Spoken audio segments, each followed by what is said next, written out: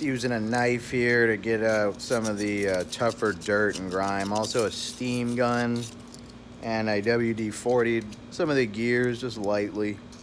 The engine was a complete nightmare when I got it, and it's shaping up quite nicely without having to tear it down at least. And it should be good for the test run soon. Stay tuned.